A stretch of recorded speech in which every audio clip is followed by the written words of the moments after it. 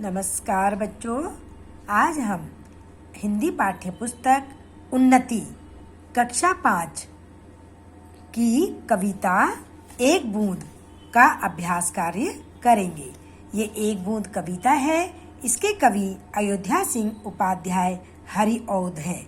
मैंने इस कविता का अर्थ आपको समझा दिया था। अब हम इसका अभ्यास कार्य करेंगे। बच्चों, ये मौखिक प्रश्न है। ये आप देखिए, कविता के कवि का नाम बताओ। अभी मैंने आपको बताया था कि कविता के कवि का नाम अयोध्या सिंह उपाध्याय है। दूसरा प्रश्न है, आपको कविता की कौन सी पंक्तियां अच्छी लगी और क्यों? ये आप स्वयं करेंगे। कविता की वे पंक्तियां स्वर में गाओ जिन्हें पूरी कविता का सार जिसमें है। तो बच्चों, ये भी आप स्वयं करेंगे। अगला है घ। इस कविता में किसका वर्णन है? आपको पता है, इसमें पानी की एक बूंद का वर्णन है। हवा के वेग में बहती हुई बूंद के मन की दशा कैसी थी? वो बूंद क्या थी बच्चों? घबराई हुई थी। हवा के वेग से बूंद कहाँ जा गिरी? सीप के मुंह में जा गिरी। तो ये मौखिक प्रश्न है। ये आपने मौखिक रूप से करने हैं। इनको आपने अपनी नोटबुक में नहीं करना। अब ये लिखित प्रश्न है। बादलों की गोद से निकलकर बूंद क्या सोचने लगी? बच्चों, बादलों की गोद से निकलकर बूंद यह सोचने लगी कि मैं अपने घर से क्यों निकली? अब पता नहीं मेरे साथ क्या होगा। बच्चों, दूसरा प्रश्न है, सीप में गिरने पर बूंद का क्या हुआ? आंसर है, सीप में गिरने पर बूंद मोती बन गई। अगला प्रश्न है, बूंद सीप के मुंह में कैसे जा पड़ी? तो इसका आंसर है, हवा के झोंके में बहकर बूंद सीप के मुंह में जा पड़ी। अगला प्रश्न है, घर छोड़ते समय लोग क्यों झिझकते हैं? बच्चों, इसका उत्तर है, घर छोड़ते समय लोग इसलिए झिझकते हैं क्योंकि उन्हें पता नहीं होता कि घर छोड़ने के बाद उन्हें किन किन कठिनाइयों का सामना करना पड़ेगा और उन्हें अपने कार्यों में सफलता मिलेगी भी या नहीं। अगला है, इस कविता के आपको इस कविता से क्या शिक्षा मिलती है? तो इसका आंसर है, इस कविता से हमें यह शिक्षा मिलती है कि भविष्य की चिंता किए बिना हमें अपने पथ पर आगे बढ़ना चाहिए। अब अगला प्रश्न है। इसमें बच्चों आपने देखिए सही पर निशान लगाना है। बूंद कहाँ से निकली? बूंद बादलों से निकली। बूंद कहाँ गिरी? सीप में गिरी। बूंद को सीप तक कौन ले गया? हवा ले गई। हवा के वेग से समुद्र की ओर कौन आया? एक बूंद आई। अंगारा का क्या अर्थ है? अंगारा का अर्थ है दहकता कोयला। बूंद लो कुछ और ही देता है कर से क्या तात्पर्य है? कि विशिष्ट बना देता है। आगे बच्चों प्रश्न नंबर 4 है, कविता की पंक्तियां पूरी करो। इसे आप अपने आप बुक से देखकर करेंगे। अगला प्रश्न है, इन पंक्तियों का अर्थ स्पष्ट करो। बच्चों, पंक्तियां क्या हैं? कि किंतु घर को छोड़ना अक्सर उन्हें बूंद लो कुछ ही देता है कर।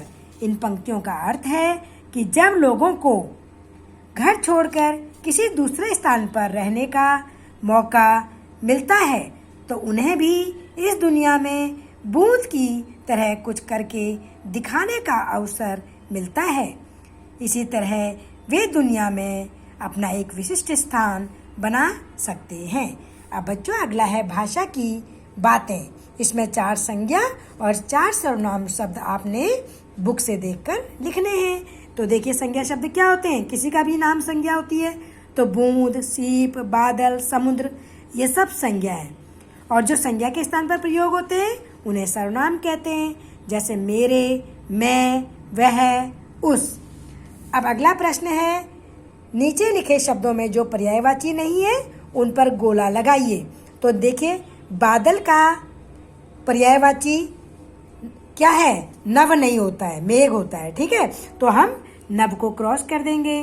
भाग्य का पर्यायवाची बदकिस्मत नहीं होता। हवा का पर्यायवाची रवि नहीं होता। इसी तरह आलय का पर्यायवाची ग्रह नहीं होता।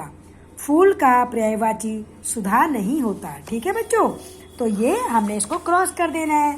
प्रश्न नंबर 3, इन शब्दों के लिंग लिखिए। बच्चों, पुल्लिंग कौन होता है? जो पुरुष जाति के बारे में बताता है। और स्त्रीलिंग कौन होता है? जो स्त्री जाति के बारे में बताता है। अब देखिए, आप इसके आगे क्रिया लगाइए, आपको पता लग जाएगा कि ये पुल्लिंग है कि स्त्रीलिंग है। अब देखिए, बादल। अब मैं इसका अगर आपको ये बोलूं कि बादल आता है या बादल आती है, तो आप कहोगे कि मैडम बादल आता है, तो इसका मतलब ये पुल्लिंग है, पुरुष जाति है। गोद भर गई या गोद भर गया? गोद भर गई, इसका मतलब ये स्त्रीलिंग है। आगे, घर बड़ा है या घर बड़ी है? घर बड़ा है, इसका मतलब ये भी पुल्लिंग है। अब आगे है धूल आ गई, तो धूल आ गया या धूल आ गई? धूल आ गई, तो इसका मतलब ये भी स्त्रीलिंग है। आगे है फूल खिल गया या फूल खिल गई? फूल खिल गया, तो इसका मतलब ये भी पुल्लिंग है। आगे है बूंद। बूंद गिर गई या बूंद गिर गया? बूंद गिर गई, इसका मतलब ये भी स्त्रीलिंग है। जी ललचा गया या जी ललचा गई? जी ललचा गया, इसका मतलब ये भी पुल्लिंग है। भाग्य खुल गया या भाग्य खुल गई? भाग्य खुल गया, इसका मतलब ये भी पुल्लिंग है। अंगारा बड़ा था या अंगारा बड़ी थी? अंगारा बड़ा था, इसका मतलब ये भी पुल्लिंग है। आगे, काल आया या काल आ गई? काल आ गया, यानी कि पुल्लिंग है। मोती गिर गया या मोती गिर गई? मोती गिर गया, इसका मतलब ये भी पुल्लिंग है। सीप गिर गई या सीप गिर गया? सीप गिर गई, इसका मतलब ये स्त्रीलिंग है। अब अगला प्रश्न है, कविता में आए चंद्र बिंदु वाले शब्द लिखिए। अब बच्चों, कविता में आप देखिए, जिन शब्दों के ऊपर चंद्र बिंदु लगा है यानी कि अनुनासिक लगा है, वो आप लिखेंगे। स्वयं करिए इसको, ठीक है। अब की या की लगाकर आपने वाक्यों को जोड़ना है। तो देखिए, ये देखिए लिखा है, बूंद ने सोचा मैं अपना घर छोड़कर कहाँ जा रही हूँ। तो यानी कि 2 वाक्यों को जोड़ रहा है ना ये, तो की आएगा। क्या आएगा? की आएगा। अगला है, लोग घर से निकलकर उन्नति की राह पर चले जाते हैं, यानी कि उन्नति के साथ संबंध बता रहे हैं, तो इसका मतलब यहाँ पर की आएगा। आपको पता है ना, का, के, की, ये संबंध कारक होता है, तो यहाँ संबंध बताया जा रहा है, इसलिए की आएगा। आगे है, सब बूंद की तरह चिंता करते हैं, तो यहाँ भी संबंध बताया है, तो इसलिए यहाँ पर भी की आएगा। अब देखिए, बूंद को डर था कि मैं बचूंगी या धूल में मिल जाऊंगी, यहाँ 2 वाक्यों को जोड़ रहा है, इसलिए की आएगा। अगला अंगा है, बूंद बादलों की गोद से निकली, अब यहाँ भी संबंध बता रहा है, इसलिए की आएगा। अब बच्चों, अगला प्रश्न है, सही उत्तर पर सही चिन्ह लगाइए। अब देखिए, इसमें लिखा है सीप, शब्द के लिए सही विशेषण क्या होगा? सुंदर सीप होगा, है ना। मोती सीप तो नहीं हो सकता, खुला सीप नहीं हो सकता। अगला है, इनमें से सर्वनाम शब्द है, कौन सा है सर्वनाम? जो संज्ञा के बदले आता है, तो मैं तो नहीं हो सकता, तो मैं होगा, क्योंकि मैं जो होता है वो संज्ञा के बदले बोल सकते हैं, ठीक है, संज्ञा के स्थान पर बोलते हैं। आगे, सौभाग्य शब्द का विलोम क्या होता है? भाग्यवान तो नहीं होता, ठीक है, दुर्भाग्य हो सकता है, भाग्यहीन नहीं होगा, तो सौभाग्य का क्या होगा विलोम शब्द? दुर्भाग्य होगा। तो बच्चों, आपको ये समझ आ गया होगा, आप इसको अपनी नोटबुक में करिए, ठीक है। अब आगे जो पेज नंबर आपका 14 है, उसमें प्रश्न नंबर 4 को आप बादल जो है उसमें रुई चिपकाएंगे, बूंदों में लंबी लंबी बिंदी लगाएंगे और पानी की लहरों पर नीला धागा चिपकाएंगे।